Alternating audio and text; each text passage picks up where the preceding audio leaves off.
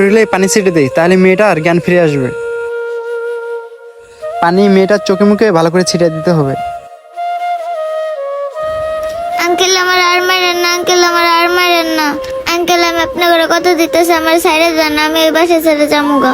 আমার একটু বাঁচতে দেন, আমি বলতেছি তো আমি আর এই এলাকাতে থাকবো না, আমি কাউকে কিছু বলবো না। আঙ্কেল আমার সাইডে দেন, আঙ্কেল আমার সাইডে দেন।